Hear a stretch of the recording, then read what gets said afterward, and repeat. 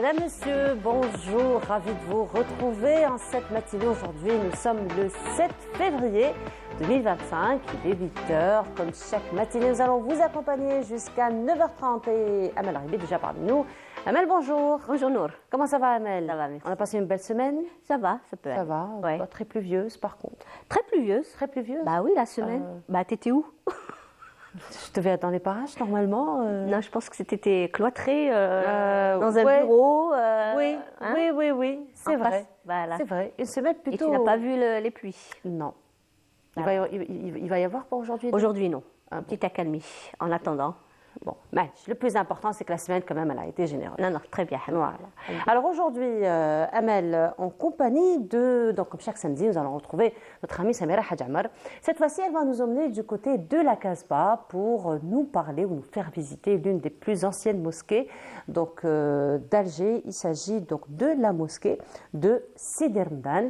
Nous allons aussi recevoir des étudiants. Donc les étudiants, ils sont très très dynamiques, hein, vraiment à travers les clubs scientifiques. Et ben cette fois-ci, nous allons recevoir des étudiants donc du club scientifique de l'école HEC, qui ont donc un événement autour des startups et surtout la promotion des startups, d'autant plus qu'aujourd'hui, les étudiants peuvent créer leur entreprise en étant étudiants. Bah, c'est bien ça. Ben C'est voilà, encourageant. Hein. C'est encourageant, oui, effectivement. Donc, un bon accompagnement qu'ils peuvent recevoir au niveau de leurs écoles et au niveau donc, des universités. Et aujourd'hui, place à la santé, puisque, comme chaque samedi, en compagnie de notre ami Dr Fathi Benachnou, nous allons revenir sur l'épilepsie et les crises d'épilepsie, d'autant plus qu'aujourd'hui, malheureusement, avec les longues expositions donc, aux jeux vidéo, aux écrans. Ah, ça crée des épilepsies. Oui. D'ailleurs, je ne sais pas si tu as déjà joué aux jeux vidéo? Non, ça ne m'a jamais intéressée. Moi non plus d'ailleurs, mais Pas très branchée, moi. Voilà, c'est pas notre délire. Non, du tout. Pas du tout. Alors justement, au moment où tu allumes, au moment où tu mets en marche le jeu, et ben, la première inscription que tu as, c'est qu'on va te dire avertissement, attention, les longues expositions aux jeux vidéo risquent de déclencher des crises d'épilepsie. Okay. Voilà, donc il y a déjà un avertissement au niveau des jeux vidéo qui sont donc annoncés. Donc on va revenir aujourd'hui en compagnie donc, du Dr Fathi Benachnou aux crises d'épilepsie, donc quelles sont les véritables causes et surtout comment les prendre en charge. Toujours sur le plan santé, nous allons revenir sur le diabète, d'autant plus qu'il y a le mois de Ramadan donc, qui est déjà aux portes dans un mois. Exactement. À moins d'un mois. Moins d'un mois. Voilà, quelques jours, dans 3 semaines environ. Donc, comment se préparer surtout à ce mois sacré. Et aussi, nous allons ouvrir une page d'histoire à travers une nouvelle édition d'un nouveau livre donc, qui vient enrichir la bibliothèque donc, de tous les livres qui reviennent donc, sur l'histoire d'Algérie. Cette fois-ci, c'est une auteure, professeure des universités, qui revient sur, donc, dans son livre intitulé Les crimes de guerre de la France en Algérie. Donc là, vous allez voir, c'est un peu un livre qui donne froid au dos parce que c'est tout simplement un livre qui est en réalité un recueil des aveux donc, de tous ces tortionnaires et donc de tous ces tortionnaires donc, qui ont exécuté des horreurs en Algérie. Donc un autre témoin de ces horreurs qui ont été donc faites durant la guerre de libération. Voilà donc pour le programme de cette matinée. Mais avant cela, Amel, tu nous donnes un peu plus de nouvelles du ciel d'aujourd'hui? Allons-y. Très bien, ce sera juste après cela.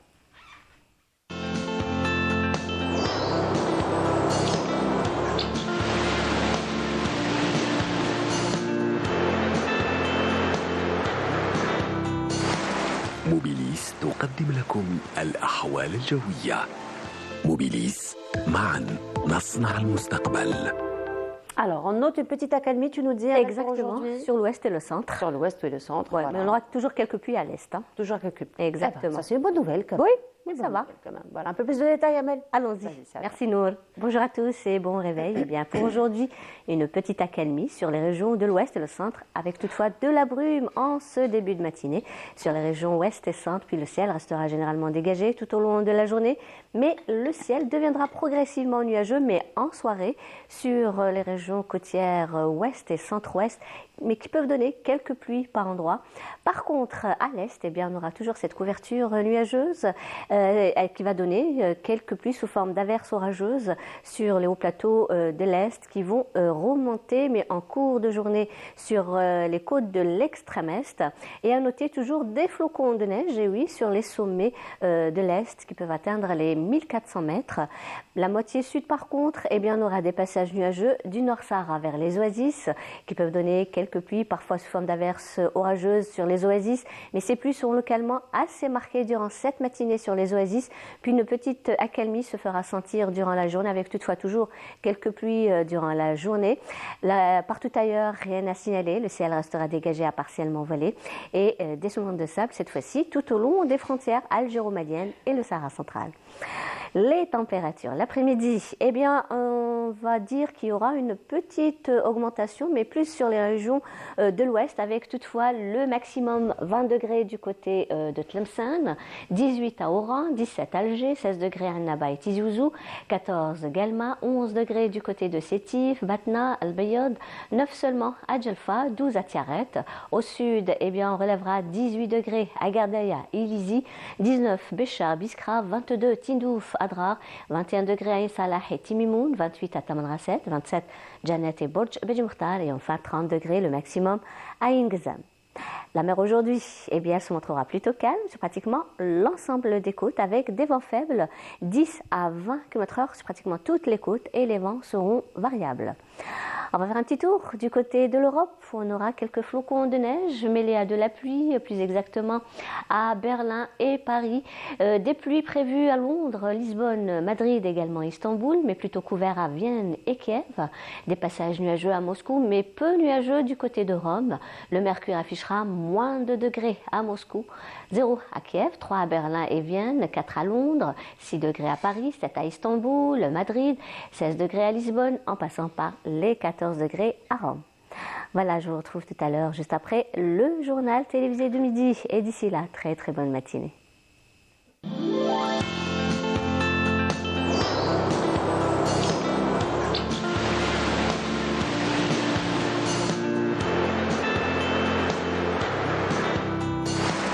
موبيليس قدمت لكم الأحوال الجوية.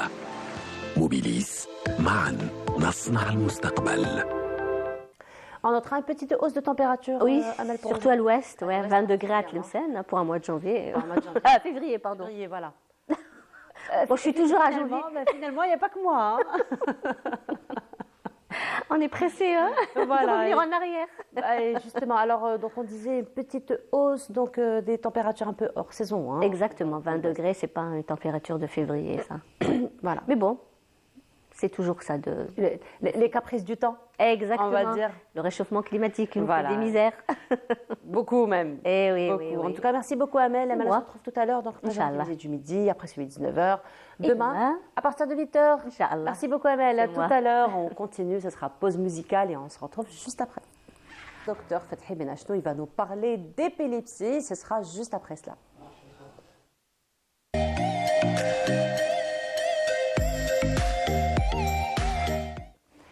Docteur, bonjour. صباح الخير Déjà bonjour. aujourd'hui. Hein. Comment? On est déjà aujourd'hui. Oui, oui, wallahi, en venant tout à l'heure, je pensais à ça. Le temps en court. Voilà, le temps court, effectivement. Ça va, docteur? Ça va, C'est une ça bonne roule. semaine. Il fait oui, il fait un peu frais, vraiment frisqué le C'est tant matin. mieux. Nous sommes les travailleurs du matin. Voilà. Ah oui, là j'en profite Oui. pour saluer. Vraiment, et il faut qu'on les salue, qu'on les respecte. Ce qu'on appelle chez nous Zebelin, Oui. ceux qui nettoient les rues, très tôt le matin, Très tôt le matin. 5 heures, 5 heures, ils effectivement. balayent nos rues, sincèrement, haou haqqkom. Franchement, ça ils commence, méritent tout notre respect. Effectivement, leur journée commence à 5 h du matin. Et ils sont ils dans font le un noir travail, en oui. train de nettoyer nos bêtises, les paquets de cigarettes, les boîtes de bêtises, yaourt. oui, c'est bien dit. C'est nos bêtises. Et sincèrement, ils méritent notre grand respect. Je les salue. Effectivement, salutations en cette matinée. Alors, docteur, aujourd'hui, on va revenir donc sur un état de santé, un état de bien-être. C'est pas vraiment un état de bien-être hein, cette fois-ci. C'est la vie. C'est C'est la vie, voilà. Mais Mais des choses évitables, on va en parler. Évitables, Alors on va effectivement. parler de quoi? D'épilepsie. Voilà, Voilà. très bien. Je me disais peut-être que le docteur a changé d'avis. Non, pas du tout. Non, je voulais vous faire dire épilepsie. Voilà. Donc on va parler d'épilepsie. D'épilepsie, on en parle beaucoup, l'épilepsie. Mais qu'est-ce que réellement l'épilepsie, docteur? Alors l'épilepsie, elle fait partie de l'être humain. On a trouvé chez les Égyptiens, des traces d'Égyptiens, au temps des pharaons, tout ça, ça remonte à loin, hein, qui étaient porteurs d'épilepsie. Elle est inhérente à l'être humain, c'est une pathologie ancienne. Ça est dedans. Pour comprendre, je vais essayer de résumer, parce que ça concerne le cerveau. Le cerveau et l'être humain, c'est quelque chose de merveilleux. Vous savez que l'être humain est électrique. Oui. On le sait. On le sait, on le sent parfois. Quand vous Voilà. cognez votre coude, quand vous avez de l'électricité, ça c'est important. L'électricité, c'est la transmission entre les neurones et tous ces éléments-là qui donnent l'électricité. Alors, l'épilepsie, je fais de la physiopathologie, c'est-à-dire comment que ça se passe, c'est de l'électricité. Vous savez, c'est très simple. Des fois, quand il y a une lampe chez nous à la maison, là, des fois, on voit qu'il y a c'est comme si elle éclairait plus forte. Oui. On est comme ça éclaire et Surtension. ça. Voilà. Oui. Parce que ça reçoit une certaine dose Voilà. élevée. C'est la même chose au niveau des neurones. C'est un certain nombre de cellules qui sont envahies par une onde électrique. Je dis toujours que je résume. Et une chose qu'il faut comprendre, c'est que notre cerveau est rond, sphérique. Notre cerveau, et chaque région du cerveau a une fonction précise. Alors là, il se peut que cette ondée électrique touche soit le côté pariétal, soit l'occipital, c'est-à-dire et ça donne justement, c'est l'épilepsie dans le sang. En arabe dialectal, surtout au niveau de la Géroa, on appelle sekina. Sekina, ça se caractérise par toi. La grande, la classique, la florissante crise d'épilepsie, qu'on appelle tonico-clonique, je vais expliquer ce que c'est d'abord quelqu'un, il se raidit, ensuite il est envahi par des tonico-cloniques, par des spasmes. Les yeux qui se révulsent, ça. Ça, c'est l'épilepsie classique. Mais il y a différentes formes d'épilepsie. Alors, docteur, est-ce que l'épilepsie est une maladie? La cause de l'épilepsie, ce qui déclenche l'épilepsie, ça, c'est une maladie. Par exemple, c'est une maladie acquise. Alors, la plus grande source d'épilepsie, et c'est là où elle naît, c'est au moment de la naissance. Oui. Au niveau de la naissance, on était en respiration liquide, on passe à la respiration, et le cri du bébé quand il naît, ça veut dire qu'il absorbe, ça y est, il ouvre les vannes de la respiration humaine. Alors, mais au cours de l'accouchement, il faut dire que c'est la période la plus importante, c'est la salle d'accouchement. Il risque d'y avoir de graves préjudices, comme vous le dites, de graves maladies, entre guillemets, qui vont grever la vie de la personne. Quand on ne respire pas tout de suite, on n'absorbe pas de l'oxygène tout de suite, il y a des cellules qui sont destructrices. Autre chose, et c'est la période, du moins la saison. C'est la saison des rougeoles, c'est la saison des bouhamron, tout ça, où il y a une élévation de température. Une élévation de température qui va brûler, entre guillemets, endommager quelques fonctionnalités. Alors là, il faut faire attention. Vous voyez, la maladie, si je pourrais dire, c'est une maladie acquise. C'est une conséquence, finalement. Oui. Prenons l'autre bout de la vie, je parlais des bébés, de la naissance. Prenons l'autre bout de la vie, c'est les personnes âgées. Si, au cours d'une vie, la personne ne présentait pas de crise épileptique, mais à un certain moment de son âge, à 50 ans, il commence à présenter des crises tonico-cloniques, c'est-à-dire des crises d'épilepsie. À ce moment-là aussi, c'est grave, ça devient une maladie, c'est le signe qu'il y a une tumeur dans le cerveau qui se développe. Donc vous voyez, il faut analyser l'épilepsie, c'est une maladie, oui, mais une maladie qui vient comme ça par bouffée, tout ça, et ça. Ensuite, on peut avoir chez les écoliers, et il faut prévenir les enseignants, et j'aimerais qu'au cours de leur formation pour être enseignants, on leur donne ces petits éléments. Qu'est-ce qu'une hypoglycémie? Qu'est-ce qu'une épilepsie? Chez l'enfant, c'est quoi? Chez l'enfant, c'est ce qu'on appelle l'absence. Il est là avec vous, il parle, il regarde, il bouge, et brutalement, il est absent, l'absence. Il s'arrête, bloque. C'est comme, vous savez, comme les animaux, quand ils chassent, ils s'arrêtent comme ça. Oui. Bloqués, c'est leur technique de chasse. Mais dans ce cadre-là, il faut tout de suite savoir repérer une absence et ne pas dire à l'enfant « Wesh, Big, tu dors ou qu'est-ce que tu as, tu es absent ». Si ça se répète, c'est qu'on doit s'inquiéter. Alors, parlons encore d'enfants. Pardon, je termine. Et si c'est pour être moderne maintenant dans le tout numérique et les appareils, le fait d'être trop longtemps… C'était la question que j'allais vous poser, justement. C'est bon. Le fait d'être trop longtemps en face d'un écran, des scintillements, parce que regardez, c'est qu'on est en train de recevoir des scintillements, là, ça peut déclencher une crise d'épilepsie. Justement, par rapport aux écrans, docteur, ce qu'on disait d'ailleurs tout à l'heure en compagnie de Amel Laribi, par exemple, pour ce qui est des jeux vidéo, docteur, donc lorsqu'on allume le jeu vidéo, nous avons une inscription, un avertissement qui dit que, attention, l'exposition longue aux jeux vidéo donc, peut effectivement déclencher des crises d'épilepsie chez l'enfant. Pourquoi? Enfin, chez l'individu, pas seulement chez l'enfant. L'individu, pas chez l'enfant. Pourquoi? Il faut savoir ce que c'est que regarder. Et ce que c'est qu'un écran. C'est de nombreux stimuli. De couleurs, de lumière. Chaque lumière, le bleu a une luminosité, le vert, le rouge. Donc, ce qui fait que le cerveau, il est mitraillé. Il est mitraillé par ces signaux qui viennent des écrans. Donc, ce qui fait que là, ça peut déclencher une crise d'épilepsie. Donc, vous voyez, le mot maladie, il est là. Je crois qu'il faut revoir ce qu'on appelle une maladie. Ça peut être une déficience qui s'exprime à un certain moment, mais qui ne s'exprime pas à d'autres moments. Effectivement. Alors justement, docteur, en cas donc, de crise d'épilepsie, comment nous, donc, qui sommes dans l'entourage, comment on doit réagir? On va pas parler du trousseau de clés, du moins. Alors là, vous m'avez précédé. Le trousseau de clés, traditionnellement en Algérie, dans notre vie de tous les jours, quand on a une crise d'épilepsie, c'est-à-dire le grand mal, pour désamorcer un petit peu le mal, on lui donne. Alors, on lui donne une clé. Il y a quelqu'un à qui il faisait sa crise, dès qu'on lui a mis la clé dans la main, il s'est réveillé.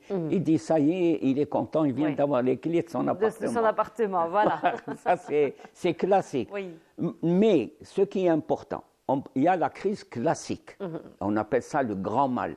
Et attention, dans les crises d'asthme, on peut faire des crises, on suffoque, ça n'a rien à voir avec l'épilepsie, c'est une histoire d'inflammation au niveau pulmonaire de l'appareil.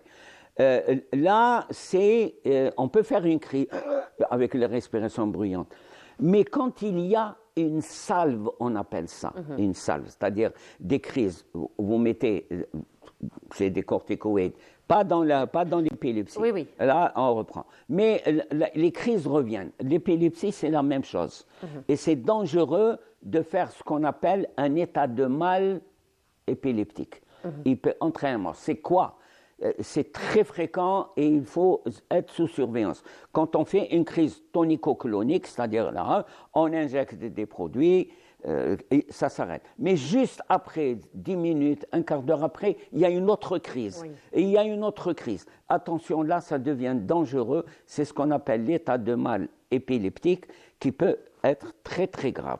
Dans ce cadre-là, c'est pour ça que quand quelqu'un fait une crise épileptique, il ne faut pas tout de suite injecter un produit, je parle et le laisser partir. Non, il faut le garder Et la famille, les parents, les proches, il faut leur poser la question, est-ce que c'est une crise inaugurale ou bien est-ce que non, depuis tout à l'heure, il y a vers 8 heures du soir, des trucs comme ça, il est en train de faire des crises. Là, c'est dangereux, il ne faut pas traîner, il relève de la réanimation parce que ça peut entraîner de graves problèmes. C'est la même chose, parallèlement, dans un autre monde, dans une autre pathologie, les crises de mal asthmatique, on fait la crise épicée. Non, on peut faire une crise de mal asthmatique qui peut entraîner, hélas, le décès.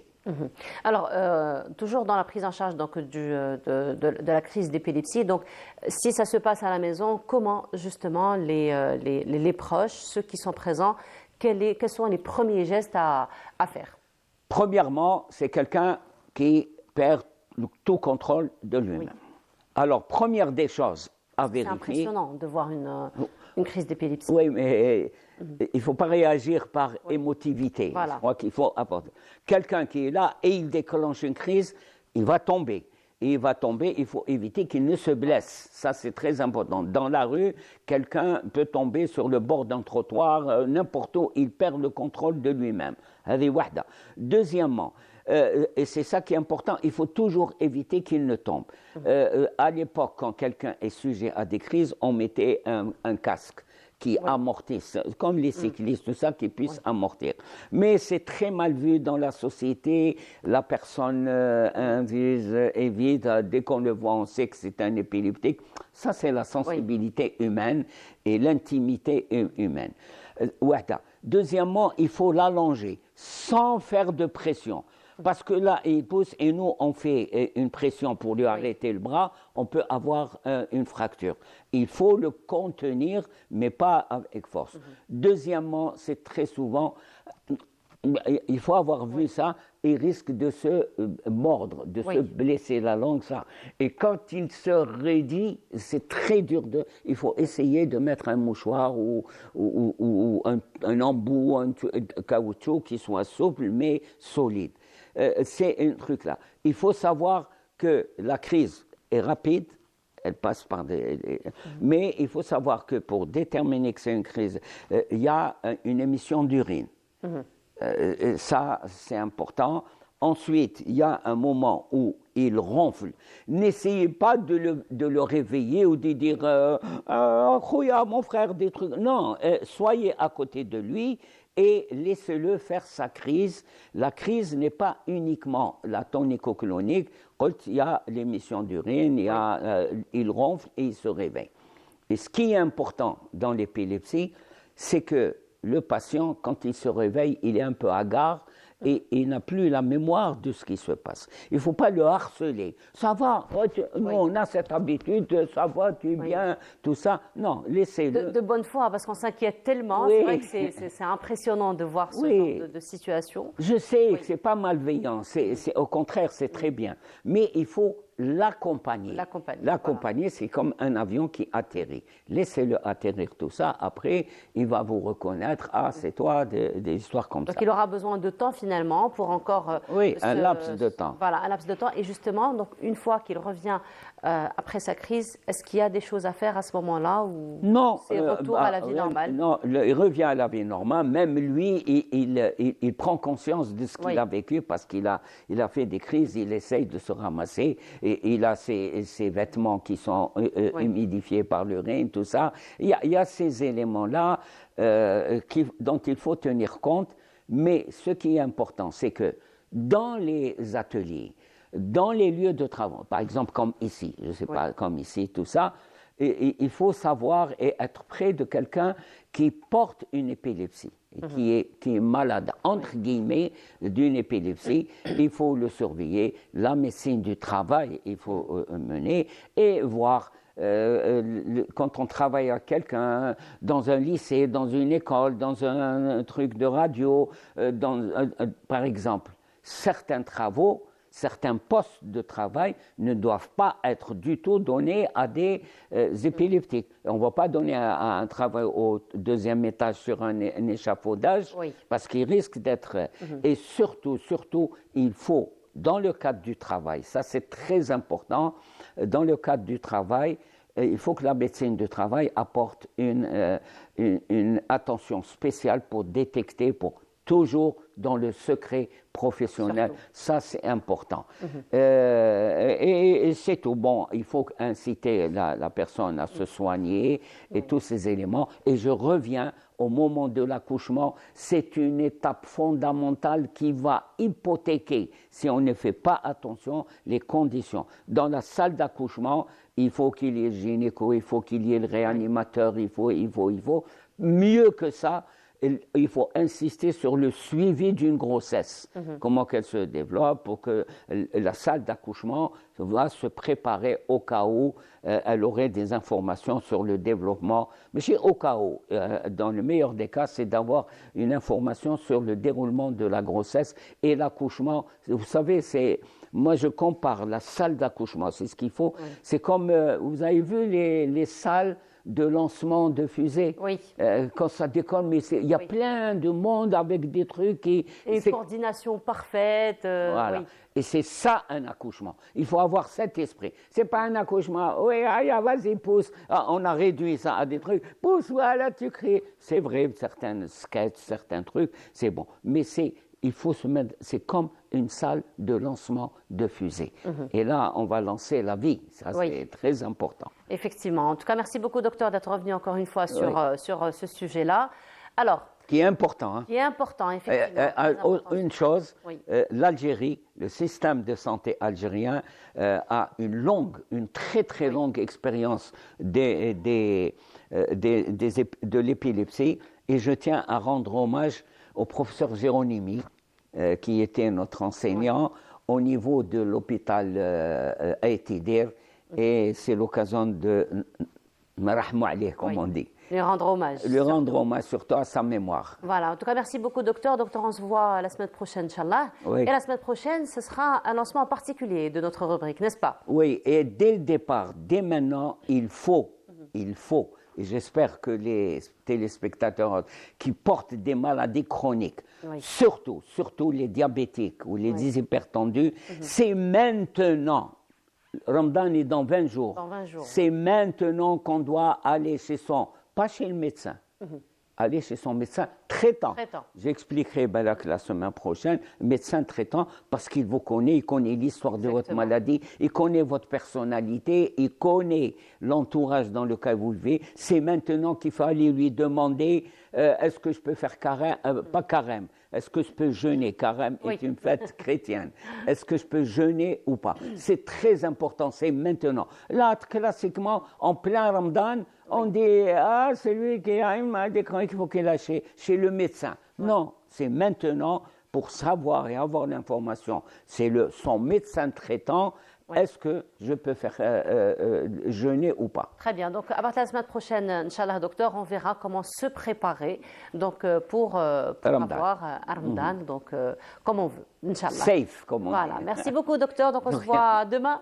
C'est ça. Demain, Inch'Allah. Bien. Fermez les yeux, ouvrez-les, on est vendredi. Voilà, donc à vendredi prochain, Inch'Allah, docteur, et une excellente semaine à vous. On continue, je vous disais ce matin, donc une nouvelle publication d'un livre qui a été édité cette semaine. Alors, c'est un livre qui vient enrichir la bibliothèque, donc je vous le disais, de l'histoire de la révolution algérienne. C'est un livre très particulier, docteur, qu'on va voir, parce que c'est un livre qui représente finalement un recueil des aveux des tortionnaires en Algérie. C'est terrible. Hein? La torture. Voilà. Je crois que s'il y a un pays où la torture devrait être effacée, c'est bien l'Algérie, parce qu'on sait ce que c'est que la torture. C'est très important. Effectivement. Et là, donc, ça va être un recueil de certains de ces aveux. C'est un livre, donc, je vous le disais, il a été édité il n'y a pas très longtemps. Et cette semaine, il y a eu la vente dédicace de l'auteur. C'est une vente dédicace qui a été couverte par notre ami Lamia Boudbouda. Dans ce compte rendu, on se retrouve juste après. Dès la prise de la Semana, en 1843, docteur en sciences du langage et professeur des universités, Kalima Eid Ahmed a présenté son ouvrage d'histoire, Les crimes de guerre de la France en Algérie, 1830-1847. Dans ce livre de 160 pages paru aux éditions ANEP, l'auteur retrace avec une rigueur documentée les violences extrêmes perpétrées par les forces coloniales, et ce, de la prise d'Alger à la reddition de l'émir Abdelkader. J'ai travaillé sur la période en fonction des archives, documents, discours, témoignages de première main des généraux et gouverneurs généraux. Donc j'ai dit, j'ai pas le droit de laisser ces archives pour moi. Il faut que les Algériens prennent connaissance de leur histoire. D'autant plus, nous assistons aujourd'hui à une bataille de mémoire.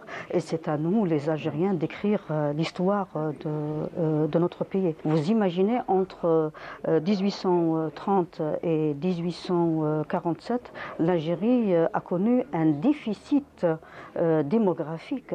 Hein. On n'avait pas les moyens de donner le chiffre exact des morts, hein, mais selon les estimations françaises, je dis bien françaises, c'est entre 400 000 et 1 million de martyrs. C'est énorme.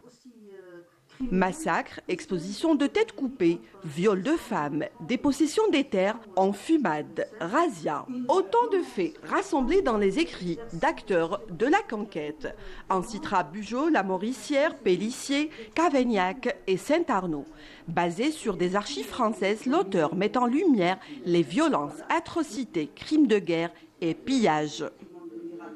Il y a eu d'abord pillage du trésor de la Casbah, hein, et on n'a pas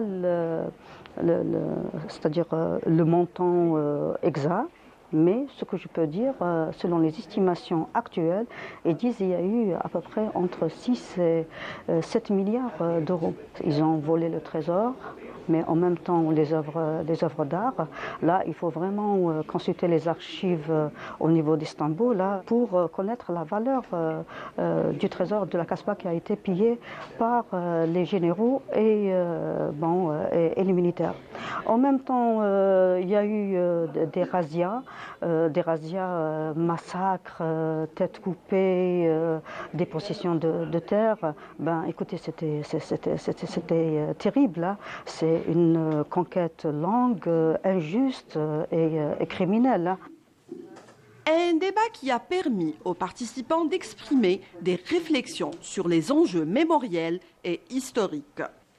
La jeune génération connaît la guerre à travers les manuels scolaires, à travers les films, L'opium et le bâton, Les enfants de la Casbah, la bataille d'Alger, mais ils ne connaissent pas la première phase de la colonisation qui était terrible. Mon but, c'est de m'adresser aux jeunes générations pour leur parler de leur histoire, du début de la colonisation, parce que vraiment, ils ne connaissent pas cette période. Donc finalement, c'est transmettre carrément un savoir aux jeunes générations.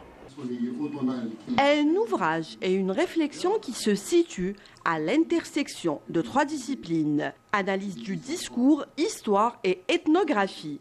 Elle y consacre de belles pages à l'émir Abdelkader. Bonne lecture. Et l'auteur est parmi nous ce matin justement pour revenir sur cette nouvelle édition, Les crimes de guerre de la France en Algérie de 1830 à 1847. Madame Kalima Eid Ahmed, bonjour, bienvenue à vous. Bonjour et merci pour votre aimable invitation. Marhaba bik. Alors, c'est une période... on ne trouve pas les mots. Alors, c'est une période...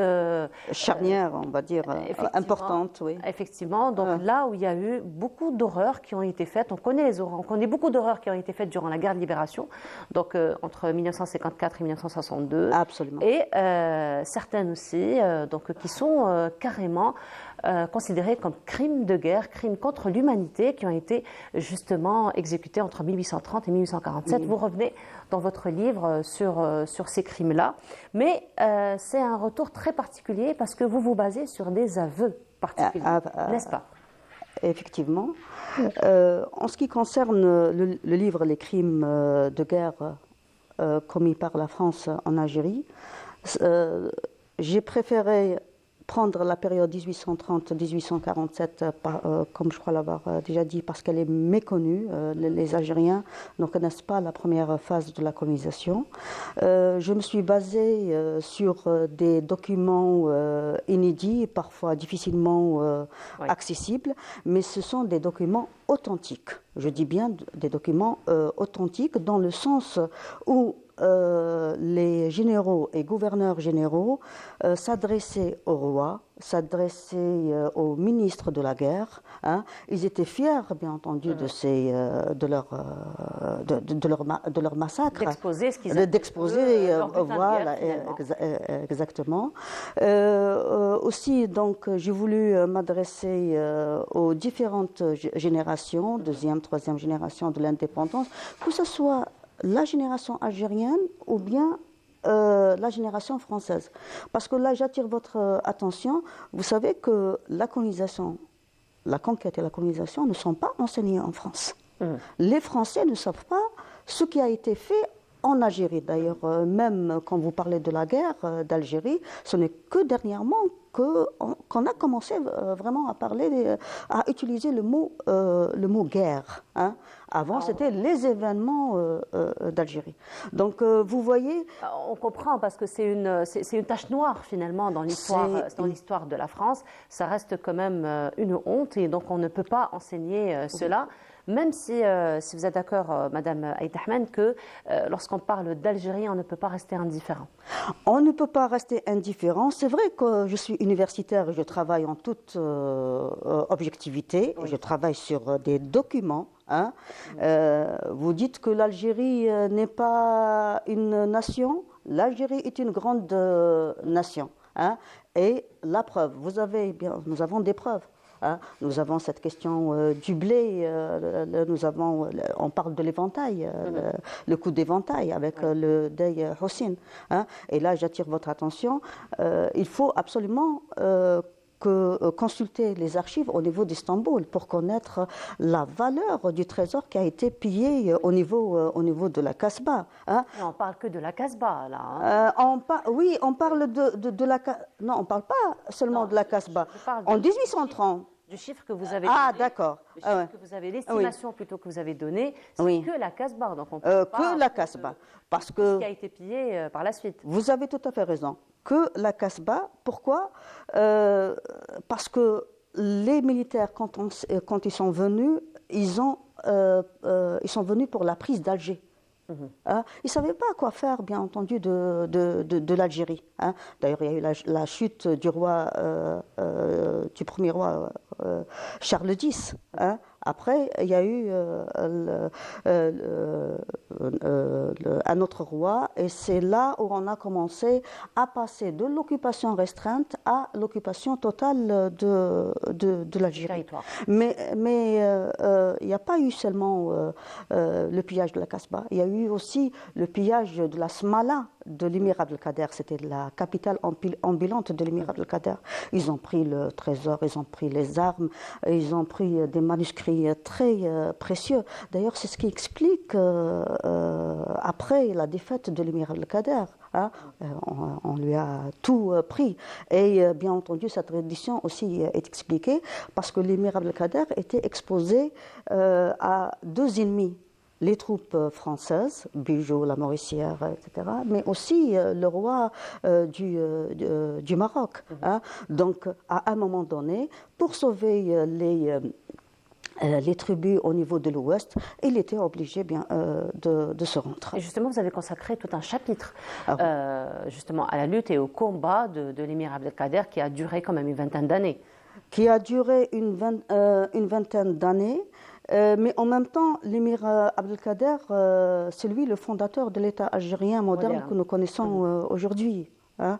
L'émir Abdelkader, c'est le premier résistant contre la colonisation. Hein.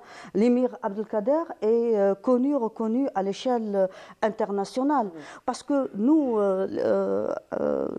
si on prend les manuels scolaires algériens, on parle de l'émir le résistant contre la conquête. Mais on ne parle pas de l'émir le soufi, l'humaniste qui a sauvé des milliers de chrétiens au niveau de Damas. Et ça, c'est un geste qui lui a valu une reconnaissance internationale. Une reconnaissance mondiale, effectivement. Effectivement, mondiale. Et là, donc, vous commencez depuis 1830, Madame Eid Ahmed, donc depuis 1830, et justement à travers des documents. Et justement, ces documents sur lesquels vous avez travaillé, on le disait, donc ce sont des aveux donc, de ces généraux, parce qu'on le sait que durant cette période, que à chaque fois qu'il y avait un massacre, ce sont des aveux qui gagnaient en reconnaissance, Absolument. qui gagnaient en promotion. En N'est-ce pas? promotion. Et vous avez travaillé sur ces documents. J'ai travaillé sur des documents. Effectivement, les militaires, ils étaient fiers. À chaque fois qu'ils commettaient un massacre, ils avaient droit à un grade supérieur. Ils avaient droit aussi au butin. Oui. Donc, le pillage a été fait aussi par les militaires. Et là, j'ai voulu donner aussi un visage à ces criminels, à ces massacreurs qui sont Bigot, Saint-Arnaud, Clausel, Rovigo, etc. Donc là, il fallait leur donner un visage parce que au niveau d'Alger, je pense que c'est toute l'Algérie, on entend les noms, Clausel, Oui, parce que Rovigo.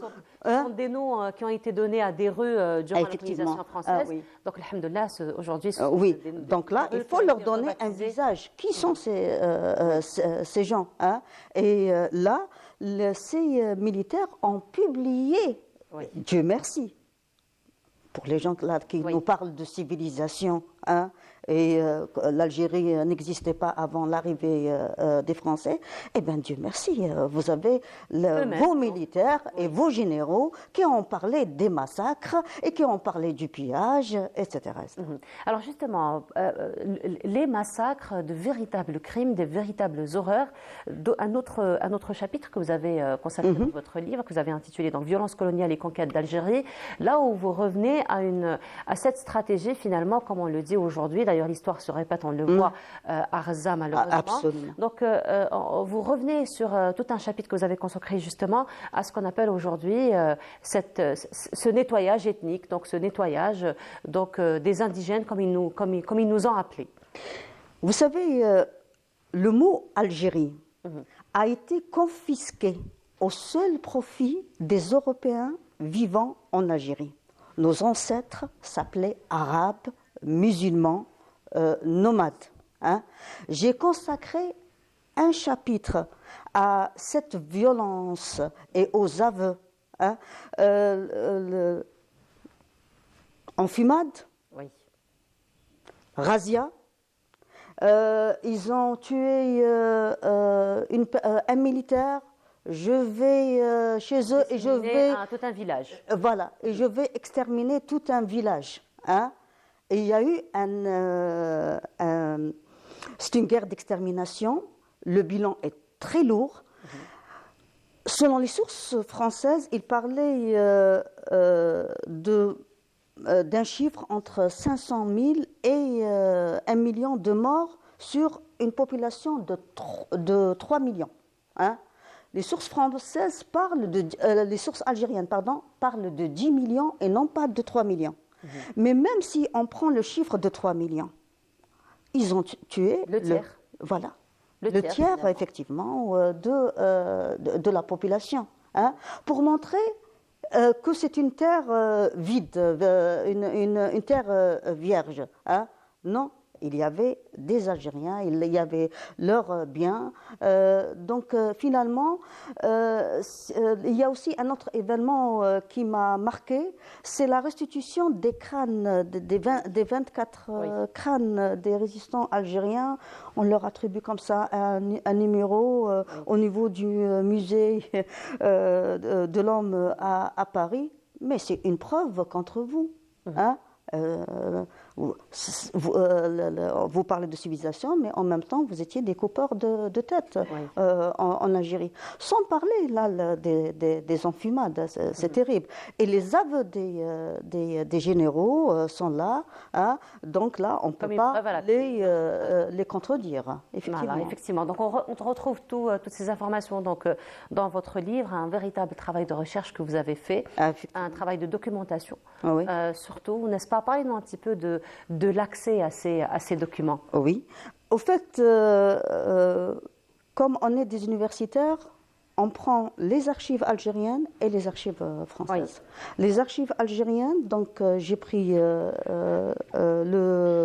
des documents qui se trouvaient au niveau de la Bibliothèque nationale, aussi au niveau du centre diocésain à Alger, mais là j'ai été dans les bibliothèques françaises parce que j'ai préparé une thèse de doctorat en France, plus précisément à Montpellier. Hein. Donc là j'ai eu accès à certains documents, certains archives, sans oublier que les généraux m'ont facilité la tâche parce qu'ils ont publié leur mémoire.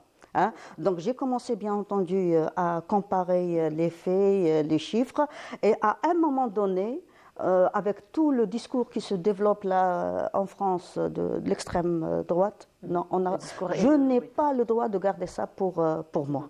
Hein. Donc là, il faut s'adresser aux jeunes générations. Je vous ai dit que ce soit en Algérie ou en France, parce qu'il ne faut pas oublier, on est là, c'est-à-dire de réagir par rapport à la propagande de l'extrême droite, mais nous avons aussi des liens familiaux, des liens culturels. Il faut savoir tirer des enseignements de cette histoire. Effectivement. Hein. Voilà. Effectivement. Donc on retrouve toutes ces informations dans votre livre, Les crimes de guerre de la France en Algérie, donc de 1830 à 1847. Donc c'est un livre qu'on retrouve au niveau des librairies. En tout cas, merci beaucoup à vous, Madame Karima Aïd Ahmed, d'avoir été parmi nous ce matin.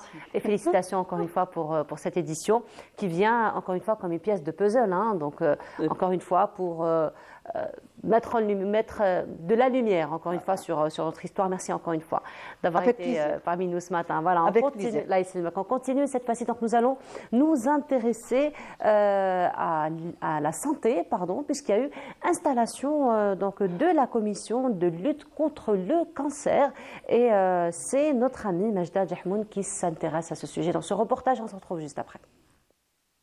Le cancer, une maladie redoutable qui touche toutes les tranches d'âge et qui représente un défi majeur pour le système de santé. Dans le cadre des efforts visant à améliorer la prise en charge des patients, 22 sous-commissions thématiques spécialisées ont été installées au sein de la Commission nationale de prévention et de lutte contre le cancer. Elles sont chargées de préparer les assises nationales prévues en mai prochain. Il y a un effort colossal par l'État pour la prise en charge des cancéreux, mais il y a des choses, des points forts et des points négatifs. Parmi les points négatifs, c'est la prévention. Pour ça, on doit axer sur la prévention, notamment pour la lutte contre le tabac et contre la sédentarité, l'obésité et en même temps pour l'activité physique. Lors de cet événement, plusieurs spécialistes ont pris la parole pour aborder les différents aspects de la lutte contre le cancer. Le diagnostic précoce, l'accès au traitement et les stratégies de prévention ont été au cœur des discussions, soulignant la nécessité d'une prise en charge renforcée. Les cancers les plus fréquents en Algérie, qui est le cancer du sein de la femme.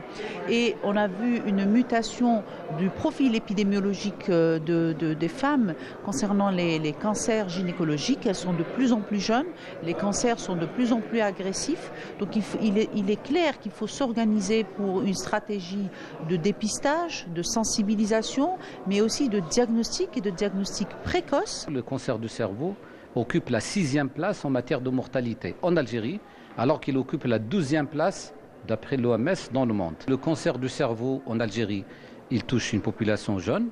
Hein. Quand je dis jeune, déjà des adultes jeunes avec une moyenne d'âge de 40 ans. L'enfant atteint de cancer, ce n'est pas un petit adulte, puisque les pathologies cancéreuses sont tout à fait différentes. Ce sont essentiellement donc, les hémopathies malignes, les tumeurs cérébrales et les tumeurs embryonnaires.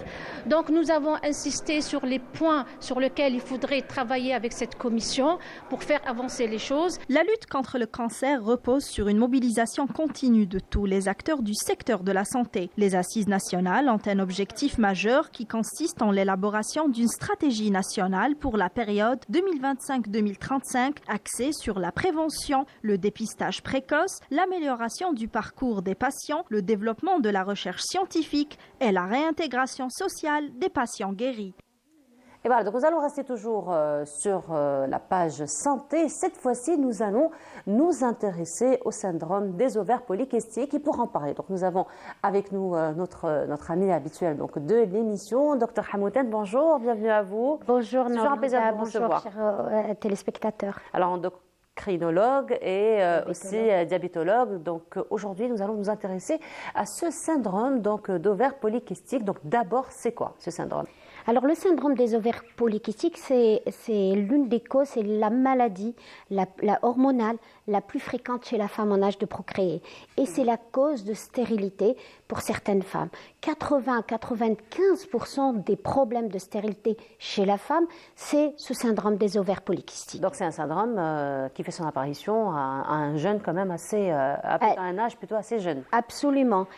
On va dire c'est des ovaires qui se bloquent, qui sont hyperactives, et il y a des microkystes dans les ovaires et ça donne un désordre hormonal et malheureusement quand il passe inaperçu, ça peut engendrer des problèmes plus tard. Alors à quel moment déjà il faut s'inquiéter ? Alors d'abord, il faut faire le diagnostic. Le diagnostic est très difficile. C'est d'abord des adolescentes qui vont avoir des troubles de règles. Il faut savoir que les 2 premières années, quand on a ces menstruations, les troubles de règles, c'est normal. C'est normal. D'accord. Oui. Mais après, on doit voir si on a un cycle qui est trop long, plus de 35 jours, ou un cycle qui est trop court, moins de 21 jours. Et si on voit dans l'année, on a seulement 8 cycles par année. Vous savez que la femme, physiologiquement, elle a à peu près 12 à 13 cycles par an de menstruation. Donc, si elle a, ça veut dire qu'elle fait une anovulation. Ça, c'est le premier signe.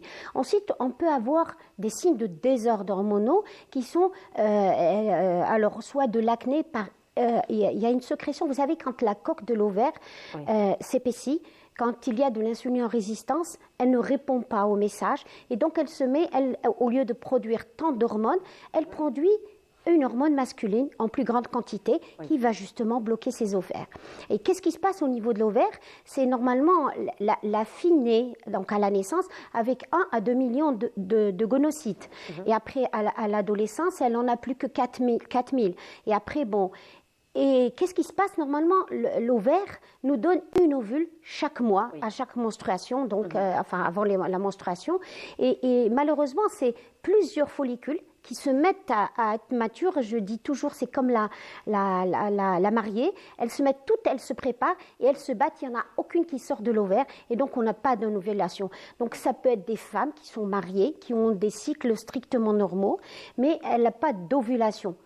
D'accord. Et pour le diagnostic donc des syndromes des ovaires polykystiques, il y a l'échographie. Mais l'échographie, c'est très difficile parce que ça dépend du manipulateur et ça dépend de l'appareil. Donc, et pour malheureusement, chez les jeunes filles, c'est pas l'échographie simple, superficielle, c'est l'endovaginale qu'on ne peut pas faire chez nous, sauf chez la femme mariée. Donc, le meilleur diagnostic des syndromes des ovaires polykystiques, parce qu'on voit énormément de médecins faire des échographies et dire à la malade, non, vous n'avez pas de... Alors, à l'échographie, qu'est-ce qu'on découvre ? Soit on découvre un ovaire qui est gros, on en a 2. Il suffit qu'un des ovaires soit supérieur à plus de 10 mm. Le deuxième signe, c'est qu'il y ait c'est des microkystes, qu'il y en ait plus que 20. D'accord ? Et dans le syndrome des ovaires polykystiques, il y a des périodes où la malade se débloque, elle devient normale, elle ovule, elle fait des grossesses, ensuite elle reste une longue période. Elle dit, je ne prends aucune contraception, et je n'ai pas je fais pas de grossesse. Et voilà. Donc qu'est-ce qui peut donc ça c'est le deuxième signe, c'est l'échographie. On a parlé du trouble des règles. Le troisième c'est l'hyperandrogénie. Alors c'est de l'acné au visage à l'âge adulte, le visage, le cou, le thorax, le dos.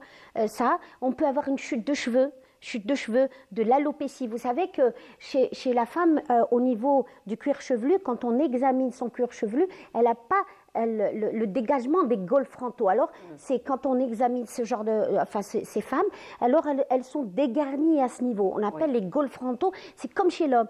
Alors, c'est vraiment un creux ici. Et puis, on a les favoris. Les poils sont normaux, enfin la pilosité est normale chez la femme, elle est très fine. Et là, mais la femme méditerranéenne est très poilue. On connaît la grecque, la portugaise et la turque, c'est parmi les femmes les plus poilues dans le monde. Mais les poils, quand elles ont une imprégnation hormonale plus importante, c'est des poils qui sont durs, plus épais, plus gros, donc on les examine et la femme dit voilà, j'ai plus de pilosité. On sait qu'actuellement toutes les femmes comme on dit, elles s'épilent. Mais quand il y a une vitesse de croissance de ces poils, il faudrait qu'elle aille voir un endocrinologue parce que le diagnostic n'est pas si facile que ça. Et donc d'autres spécialités se mettent à dire non, vous n'avez pas ça. Et alors que c'est une population quand même à risque, il faut tout simplement les traiter. Et justement, docteur, par rapport à la prise en charge, ça se passe comment? Alors, par rapport à la prise en charge, nous, on est dans le MENA, c'est surtout l'insulino-résistance. Donc, le fait d'avoir un peu d'obésité. Alors, c'est pas tellement l'obésité abdominale, mais c'est encore plus loin parce que là, on peut plus dire ah oui, vous êtes obèse, vous avez un risque. Non, c'est la qualité. Est-ce qu'elle a des muscles dans le corps? Est-ce qu'elle n'est pas à risque plus tard de faire des maladies cardiovasculaires? Donc, la première population à craindre, c'est lorsqu'il y a du surpoids, lorsqu'il y a de la sédentarité. Et donc, parmi les traitements, c'est d'abord traiter le syndrome métabolique, faire maigrir les personnes de 5 à 7% du poids du corps. Donc déjà, ça va. L'alimentation riche en fibres et pauvre en sucre rapide, donc l'index glycémique. Attention à ces femmes qui font des régimes pauvres en protéines, pauvres en gluten, alors c'est une catastrophe, pauvres en protéines, en gluten, et c'est ces régimes-là qui parfois les entraînent à avoir des ovaires polykystiques. Donc une alimentation saine, le régime alimentaire méditerranéen. Il y a autre chose. Donc si on voit que la patiente a de l'insulino-résistance, on donne tout simplement un traitement, je ne le dirai pas là, qui est très simple pour débloquer les ovaires. Ensuite, s'il y a de l'hyperactivité, parce qu'en fin de compte, c'est des ovaires qui s'hyperactivent, mais qui n'ovulent pas. Mais c'est une imprégnation hormonale, et tout ça, c'est néfaste pour la femme quand ça tient. Alors, on bloque avec de la pilule. Donc, ça peut être des jeunes filles à qui on va donner de la pilule pour bloquer la contraception, mais elle, c'est pas dans le but de contraception, c'est dans le but de mettre au repos les ovaires. Donc, elles vont se mettre au repos, on ne va pas les faire travailler, elles ne vont pas travailler, et donc tout va rentrer dans l'ordre. Et il y a aussi les GLP-1. Le GLP-1, c'est un médicament qui fait maigrir, qu'on donne dans le diabète. Et ce médicament peut agir, parce qu'en fin de compte, il va faire tout simplement jeûner la patiente. Et donc, le jeûne, CM, c'est un des traitements très important, le jeûne intermittent, faire comme les musulmans le font, le lundi et le jeudi, faire un bon jeûne. Mais dans le jeûne, c'est quoi? C'est bien manger au suhour. Et la viande, les protéines, c'est ce que nous dit le professeur Barros, c'est toujours, il nous fait des formations. Et donc, le jeûne, c'est bien manger au suhour, c'est ça le plus important, parce qu'il nous le dit, il nous le répète, c'est là où les hormones, le phénomène de l'aube, Dieu nous a créés, et l'aube change à chaque période, et c'est à cette période que tout l'organisme produit plein d'hormones, et on a besoin donc de nourriture à cette période. Vous voyez que Dieu n'a pas fait les choses, c'est-à-dire qu'il a parfait le jeûne, et ça répare les ovaires polykystiques. Il y a l'activité physique, le sport. Donc voilà, c'est à peu près ces traitements qui sont très simples. Et quand la patiente les a très jeunes, donc elle est à risque de faire d'autres maladies qui sont très graves. Donc tout simplement, la solution, c'est d'avoir une alimentation saine, de l'activité physique. Il y a des traitements que va vous donner l'endocrino parce que le diagnostic n'est pas si facile que ça. Il y a un bilan biologique à faire. Il faut rechercher l'insulinorésistance, il faut rechercher certaines hormones. Des fois, on leur demande le bilan hormonal alors que la patiente n'est même pas au deuxième jour du cycle. Vous savez que les hormones chez la femme, c'est cycline, c'est pas comme l'homme. Donc alors si on le fait alors que c'est en bas, on dira que c'est un bilan normal. Voilà, c'est à peu près ça. Voilà, donc merci beaucoup, docteur, d'être revenu sur ce sujet-là. Donc, pour résumer, donc, ce qu'on retient finalement, c'est beaucoup plus le diagnostic, docteur, n'est-ce pas? Oui, le diagnostic, c'est 3 choses. Voilà. Échographie, le bilan hormonal et l'hyperandrogénie clinique ou biologique. Et surtout s'alarmer, surtout s'intéresser à son état. Voilà, absolument. Merci beaucoup, docteur, d'avoir été parmi nous ce matin, d'avoir sensibilisé encore une fois à cette question. Donc, on continue. Cette fois-ci, nous allons aller du côté d'Oran pour nous intéresser donc à un institut. Il s'agit donc de l'Institut de criminologie que je vous laisse voir et on se retrouve juste après. Un simple badge électronique suffit pour franchir les portes de l'Institut de criminologie. Mais au-delà de cet accès numérisé, c'est un tout autre univers qui s'ouvre, celui de l'enquête et l'analyse. Premier du genre en Algérie, dans le monde arabe et en Afrique. Cet institut forme une nouvelle génération d'experts capables de décrypter les scènes de crime et de renforcer l'efficacité du système judiciaire.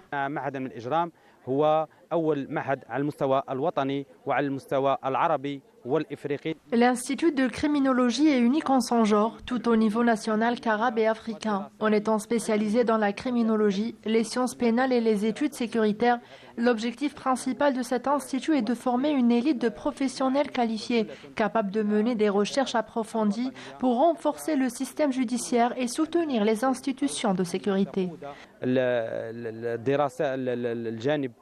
إحقاقا للعدالة وتدعيما للجهات الأمنية في هذا الجانب. المقياس الذي أقدمه هو مدخل العلوم. Le module que j'enseigne relève des sciences juridiques. Il offre aux nouveaux étudiants, notamment ceux de première année, l'opportunité de mieux comprendre et d'explorer le monde du droit.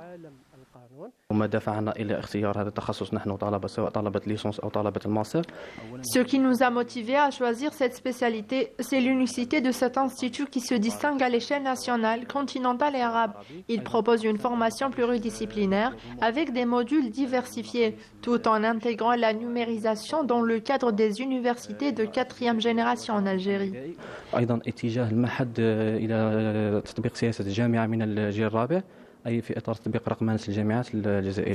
À l'intérieur, les étudiants suivent une formation pluridisciplinaire. Encadrés par des enseignants spécialisés et des experts du domaine, ils apprennent à analyser des scènes de crime, à interpréter des preuves scientifiques et permettre d'appliquer la loi avec précision. Entre cours théoriques et exercices pratiques, l'objectif est clair. Former des professionnels capables d'apporter une expertise pointue aux enquêtes judiciaires et de renforcer la lutte contre la criminalité. عدد الطلبة على مستوى السنة الأولى هو 625 طالب، السنة الأولى جدع مشترك حقوق. En première année, 625 étudiants suivent le tronc commun de droit. En master, 120 étudiants se répartissent entre le droit pénal et les sciences criminelles, ainsi que la criminologie et les sciences du crime. Le programme de formation pour 2025-2026 est en préparation afin d'accueillir des étudiants étrangers, avec déjà plusieurs demandes d'inscription reçues. الأجانب لأن لدينا عدة اتصالات من مجموعة من الطلبة أو المترشحين للتسجيل على مستوى معهد من الإجرام. خصوصية هذا المعهد هو أنه يدرس. Cet institut se distingue par son approche pluridisciplinaire de l'étude du crime, intégrant le droit, les sciences sociales, la biologie et la médecine légale. Chaque spécialiste apporte une perspective unique pour l'analyse criminologique. Cette formation est très bénéfique pour notre avenir. Le programme est très riche, un module essentiel pour la préparation de la vie professionnelle. Relevant de l'université d'Oran 1, l'Institut de criminologie joue un rôle essentiel dans le renforcement du système judiciaire algérien. En offrant une formation moderne et pratique, il contribue à améliorer l'efficacité des enquêtes criminelles, apportant ainsi une réelle valeur ajoutée à la justice en Algérie. Et restons toujours dans le monde des étudiants et cette fois-ci, donc nous allons aller du côté de HEC, là où un événement se prépare encore une fois au profit des étudiants à travers le club scientifique donc de cette école, représenté ce matin par Maria Allouche. Maria, bonjour. Bonjour à vous. Comment ça va? Ça va super et vous? Ça se passe bien? Ça va, alhamdoulilah, déborde d'énergie, là, Hibar. Oui, bien sûr, il le faut. On est encore jeunes. Exactement. Oui. Ça, c'est une belle devise, par contre. C'est vrai. Je vous l'accorde. Ça, c'est une belle devise. Et aussi, Farouk Moubri. Farouk, bonjour. Merci. Comment ça va, Farouk? Ça va, alhamdoulilah. Ça va? Tranquille. Alhamdoulilah, marhaba bikoum. Alors, un bel événement se prépare. Hein. On vous connaît, le club donc HEC très très dynamique, là, Hibarek. Et donc là, vous revenez avec un nouvel événement qui a trait aux startups. Donc, parlez-nous un peu de votre événement. Alors, notre événement s'intitule Starters Day. Donc, c'est un événement dont le but principal est de stimuler ce qu'on appelle la passion entrepreneuriale chez les jeunes. Alors, je m'explique. Plus concrètement, c'est quoi la passion entrepreneuriale? C'est le fait d'entreprendre, de créer, d'innover, voilà, en quelque sorte, créer de nouvelles entreprises, des startups, etc. Donc, l'événement, il va concerner principalement des étudiants porteurs de projets, donc des étudiants avec de simples idées. Et grâce à l'événement Startup Day, on pourra concrétiser ces idées en des projets assez concrets. Très bien. Alors, voilà. Farouk, je reviens à toi. Oui. Donc, c'est un bel événement, hein, comme vient de nous l'expliquer Maria, donc, qui sera consacré aux étudiants. Mais sinon, quelles sont les conditions donc, de participation à cet événement? Alors, pour participer à l'événement, c'est très simple. Il faut juste avoir une idée et vous n'avez pas trouvé la développer. C'est ça le but de notre événement. On va aider les étudiants à développer leur idée pour la mettre en travail. Très bien. Alors Maria, je reviens à toi. Donc, il suffit juste, comme le disait Farouk, d'avoir une idée, mais certainement il va y avoir un accompagnement, j'imagine, durant cet événement. Bien évidemment. Donc, je vais vous expliquer le déroulement de l'événement pour comprendre l'accompagnement dont bénéficiera les étudiants. Donc, l'événement se déroulera en deux parties. Donc, la première partie, il y aura des entrepreneurs, des experts, des personnes avec une certaine expérience dans le monde de l'entrepreneuriat qui vont donner des conseils aux participants, qui sont en l'occurrence des étudiants. Ça sera sous forme de conférences, mais pas des conférences classiques. On cherche à s'éloigner de conférences assez ennuyantes où des experts vont présenter leurs projets. Non, ça ne sera pas comme ça. Ce sera plutôt des conférences interactives. Des ateliers ? Exactement, des ateliers, etc., où les participants pourront poser pas mal de questions et où les entrepreneurs pourront donner leurs conseils, les défis qu'ils ont rencontrés lors de la création de start-up, d'entreprises, etc.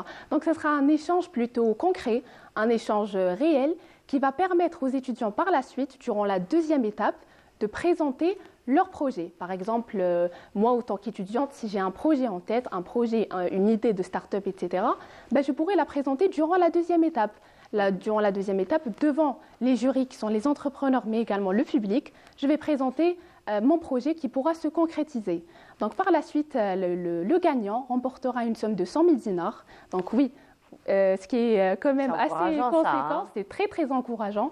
Donc, que vous soyez porteur de projets, porteur d'idées, etc., Starters Day, c'est un événement qui est ouvert à tous les étudiants, sans exception, que ce soit des étudiants de commerce, en informatique, tous les domaines. Donc, que vous soyez porteur de projet, Starters Day est un événement qui vous correspondra, Inch'Allah. Oui, tu fais bien le marketing en tout cas. Hein. Tu vois bien le. Tu vois bien le. En fait, oui. On va dire que tu es convaincue de l'événement. Oui, je suis convaincue parce que je sais que y a des étudiants qui n'osent pas, qui ont des idées en tête, mais qui n'osent pas quand même aller de l'avant. Donc, prenez l'exemple de Maria. Alors, Farouk, Maria vient de nous expliquer un peu le déroulement de l'événement. Et sinon. Donc, une fois qu'on passe à la deuxième étape, tu avais dit exactement, ça. Oui. Donc, une fois qu'on passe à la deuxième étape, il y a une sélection, bien entendu, qui va se faire. Est-ce que les conditions sont connues ou ça va être le jury qui va donc décider des différentes conditions? Alors, comme l'a dit Maria, il y aura une deuxième phase. Et la deuxième phase, on l'a nommée Starter Challenge. Et ça va être une compétition de porteurs d'idées. Et comme tu l'as dit, ça sera un jury qui va décider qui sera le gagnant. Voilà. Très bien, donc on rappelle, l'événement se passera le 15 de ce mois. Le 15 février 2025 au TNA, au Théâtre National d'Alger. Ah, d'accord. Oui. Donc ça sera un événement qui sera ouvert à tous, vu que le TNA c'est quand même un endroit emblématique. Donc qui peut accueillir pas mal de personnes. Oui, c'est ouvert à tout le monde sans exception. Restez juste à l'affût sur nos réseaux sociaux. On va poster, Inch'Allah, le formulaire d'inscription très prochainement. Donc premier arrivé, premier servi. Vous êtes tous la bienvenue, que ce soit pour participer, pour écouter les conférences, etc. Tout le monde va ressortir. Ce sera instructif, certainement. Oui. Donc le 15 au TNA, ce sera à partir de quelle heure 8h30. 8h30, donc ce sera la journée. La journée, donc tout au long de la journée. On vous souhaite une très belle réussite pour cet événement. C'est la première édition? Merci beaucoup. Oui, c'est la première. C'est la première édition, donc Inch'Allah, bonne réussite pour cette édition. Merci beaucoup. Et puis on vous recevra probablement pour nous donner le palmarès. Bien sûr, bien évidemment. Merci beaucoup. En tout cas, ça a été un plaisir de vous avoir reçu. On continue, donc on va se retrouver pour la dernière station de cette matinée en compagnie de notre amie Samira Hadjamar. Mais avant cela, nous allons aller du côté de Timimoun et nous allons revenir sur cette pratique ancestrale donc de distribution d'eau en compagnie donc de notre ami Hamid Rebouh qui nous parle des Fougara et on se retrouve juste après.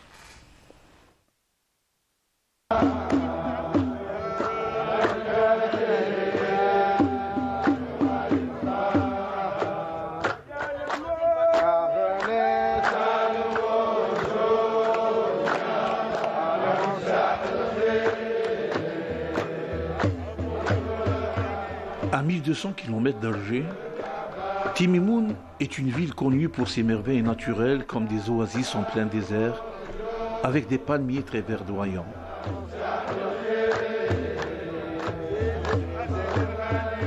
Dans l'espace saharien, la rareté de l'eau a orienté le choix des lieux d'habitation. Elle a également présidé au choix des cultures et des plantes adaptées à un tel écosystème.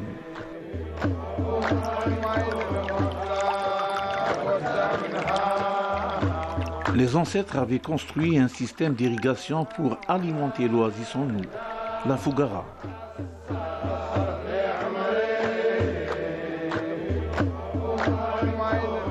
Ce système permet aux cultures d'être abondantes, car la terre n'est jamais sèche.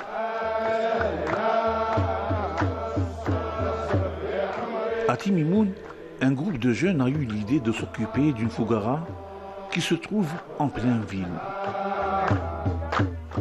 Ahmed et ses amis la nettoient quotidiennement. Ça montre vraiment l'attachement qu'ils ont pour ce patrimoine. Ce n'est pas seulement un travail de nettoyage, mais aussi une forme de préservation d'un patrimoine très ancien. Ils veulent transformer cette Fougara en un bijou touristique. L'eau est l'un des piliers sur lesquels s'appuyait la région dans le passé.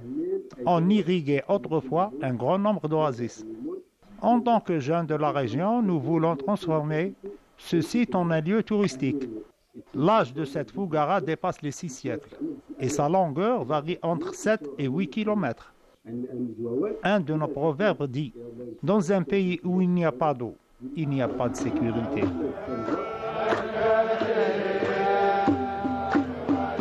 C'est vraiment admirable de voir des jeunes du Sahara prendre de telles initiatives pour sensibiliser les gens à l'importance de ces structures anciennes et pourquoi pas organiser des visites guidées autour de cette Fougara.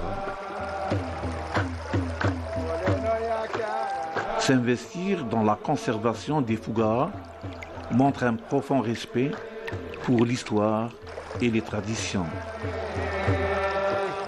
Il aide non seulement à préserver les sites, mais aussi à les valoriser pour les générations futures.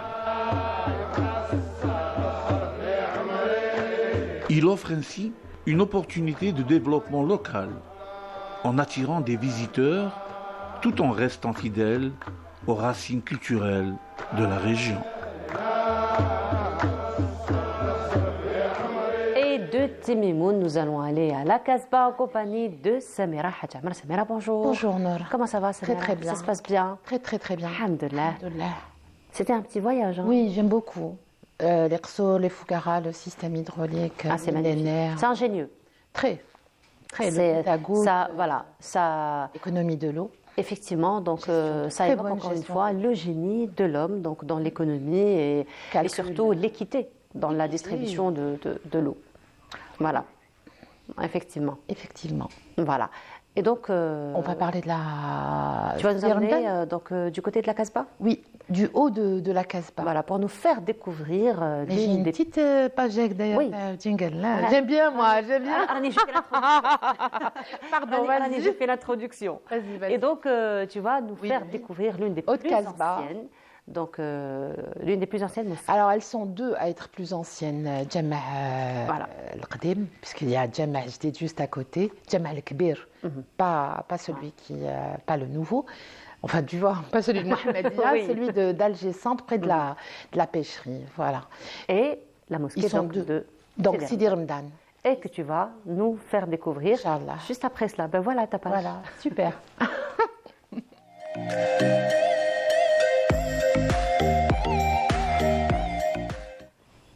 Tu l'as bien apprécié la page? Bien sûr, Voilà, j'aime. c'est une virgule au fait. C'est à moi. C'est une virgule. Voilà, ça c'est le jingle spécifique à Pour le Samira. patrimoine. Voilà, pour Donc le un lieu patrimoine. à visiter. Alors le mois de février d'abord, on aime parce que, pas pour la Saint-Valentin, pas du tout.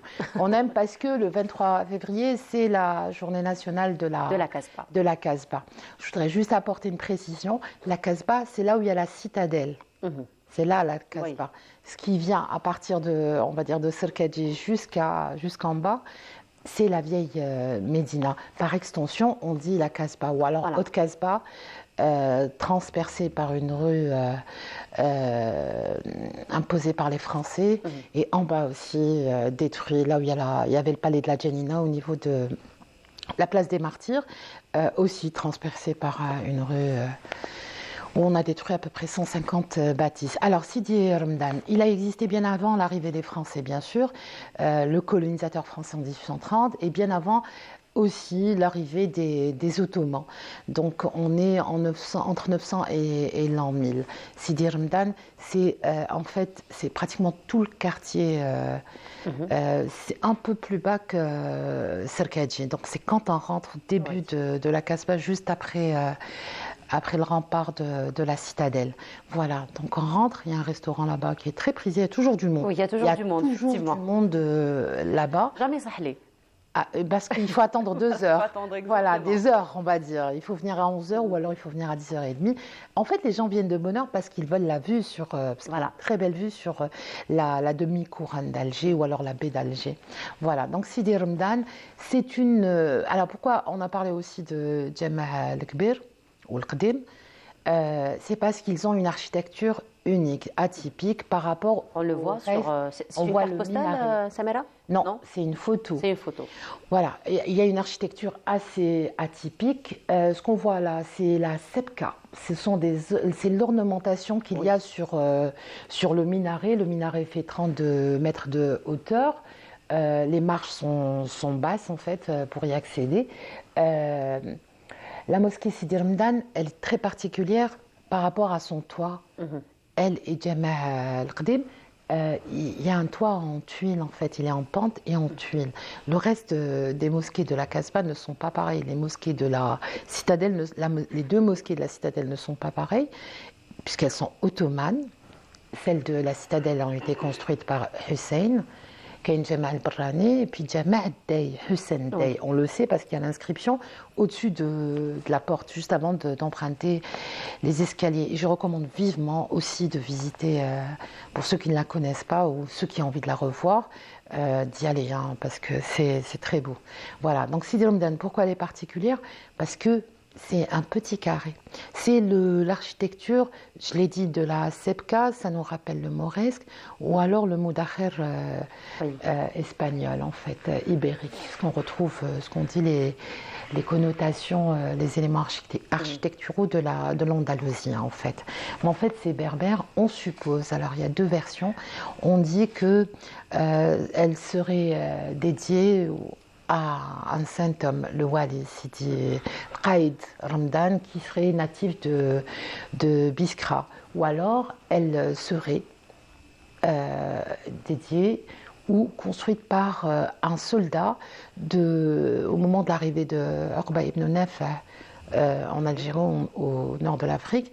Quand il est rentré au Maghreb, il était l'un de ses soldats. Donc, Aouba ibn Nafal l'a désigné comme chef de la ville. Alors, la mosquée s'étend sur 400 mètres carrés de superficie. Elle n'est pas très grande. Moi, je l'aime beaucoup. Et ce que je déplore avant tout, c'est qu'on ne peut pas la visiter, même en dehors des horaires de la prière. Non. En tout cas, les hommes, ils peuvent. Les femmes, moi, j'ai demandé la semaine dernière, c'est attesté. La semaine dernière, j'ai pas réussi à la visiter. C'est une mosquée qui m'a quand même assez marquée, parce que c'est une mosquée à laquelle j'avais consacré un reportage il y a une dizaine d'années. Partie travailler, c'est pas pareil. Oui, je suis partie travailler. J'ai été très bien reçue. Non, l'accueil, pas de problème, ils sont très gentils. Très bien reçue. Et je voulais justement partir à un moment de prière pour avoir beaucoup de monde, justement. Et c'était un moment très particulier. Il paraît que quand on fait un vœu à l'intérieur, il se réalise. Je ne sais pas pourquoi. Pourtant, le marabout, le mausolée, il est à l'extérieur. Ça fallait me le dire avant. Voilà. C'est vrai que c'est une architecture très particulière, même quand on est à l'intérieur. Il y a comme une espèce de bien-être qu'on ressent, finalement. Il y a une atmosphère spirituelle, culturelle, apaisante, comme pratiquement dans toutes les mosquées. À la différence, c'est que c'est une mosquée millénaire. Elle a une histoire. Et elle fait partie de la vieille Médina, avant qu'elle devienne une Casbah, avec toute l'histoire de la Casbah d'Alger, avec d'abord pendant 3 siècles avec les Ottomans, ensuite avec la colonisation, avec la bataille d'Alger, avec l'interdiction d'étudier la langue arabe. Les mosquées et les zaouïas ont joué le rôle de... On la voit ici de l'intérieur. Exact. Il y a 18 colonnes en pierre, voilà, avec 3 allées de 3 mètres de large et 9 travées. Alors 9 travées, c'est pour les 9 toits qui sont recouverts en fait de tuiles. Voilà, l'ensemble est très étroit, ça forme un carré.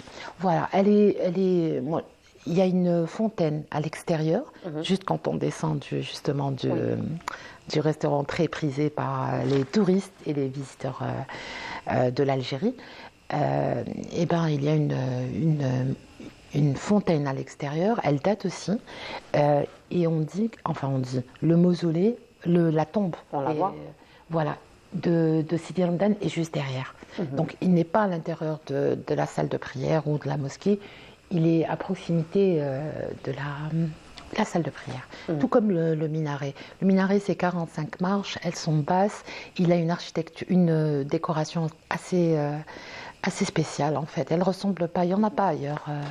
Voilà, ils ont mis de la mosaïque, mais je ne saurais te dire si elle date. C'est dans le même ornement des palais de la Casbah. Moi, j'ai un doute sur...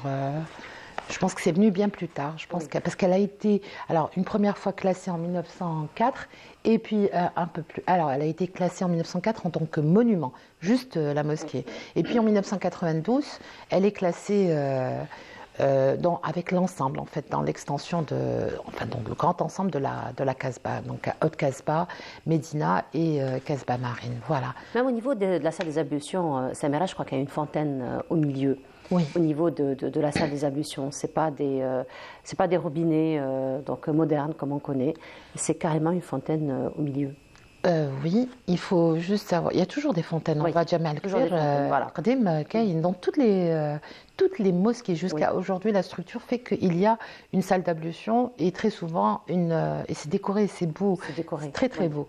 Très esthétique, effectivement. Il faut rappeler, Abdelrahman Khalifa qui cite Devoulu, qui cite le Hawqal, qui cite beaucoup de sources dans son ouvrage El Jazair, dit qu'il y avait à peu près plus de 100 mosquées à la Casbah, avec de grandes mosquées, une cinquantaine qui sont plus ou moins petites. Tous les quartiers avaient une mosquée et la mosquée s'accompagne d'une fontaine et elle s'accompagne aussi d'un avaloir pour les animaux, en fait, les chevaux ou les ânes ou enfin tout ce qu'il y avait comme animaux à l'intérieur, il y en avait. Voilà. Donc on rappelle que c'est l'une des mosquées les plus anciennes. Elles sont deux à être anciennes. Voilà. Les autres sont venues à partir du XVIe siècle. Voilà. Mais je rappelle qu'il y en a beaucoup qui ont été détruites. Oui. Et le quartier de Sidi Ramadan a été modifié avec la colonisation, avec les Turcs, les Ottomans d'abord, et ensuite avec la colonisation française, puisque Sirkadji, la prison, est un monument colonial. On espère qu'il sera bientôt transformé en musée.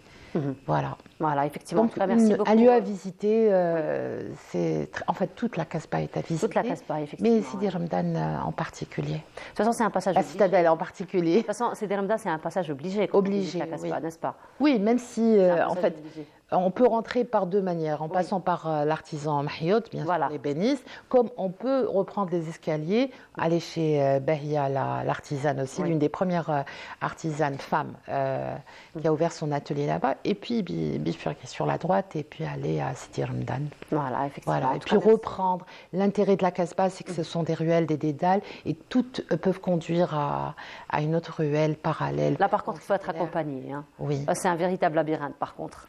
En sachant que la Casbah, c'est juste 1 kilomètre. Hein, je veux dire, c'est 1 kilomètre en montée. Il y a 500 marches. Ce qui est pénible, c'est quand on vient de Bebazoun et qu'on monte. 500 marches, c'est sport. Quand on prend son temps avec tous les ornements, avec les belles portes, avec les belles fontaines, avec les belles rencontres. Exactement. Donc généralement, les 500 marches, on les sent pas. En fait, il ne faut pas suivre un périple. Il faut se laisser guider. Les gens sont très... L'intérêt, c'est que la Casbah est habitée. C'est qu'il y a les habitants. Exactement. On peut les rencontrer. Souvent, ils nous invitent à visiter leur demeure, puisque leurs demeures font partie de l'architecture ancienne de la Casbah. Pour ceux qui n'aiment pas beaucoup le sport, il vaut mieux commencer par la citadelle et puis descendre. C'est moins, on va dire, moins fatigant, moins contraignant que la montée. Voilà, puisqu'on est à peu près 114-118 mètres d'altitude. Voilà. Voilà, et puis on pourra... Sidi Ramadan est la plus haute mosquée d'Alger. Et on pourra profiter donc de la magnifique vue qu'on peut avoir. Absolument. Quel que soit l'endroit où on se trouve, on a une vue sur la mer, sur tout Alger en fait. Effectivement. En tout cas, merci beaucoup Samira pour cette belle visite. On se retrouve vendredi prochain pour une autre escale. Inch'Allah. Merci beaucoup. Merci. Samira, et voilà, donc nous arrivons à la fin de notre émission. Merci beaucoup de nous avoir suivis. Excellente journée à tous. Et c'est avec un grand plaisir que je vous retrouve dès demain à partir de 8h.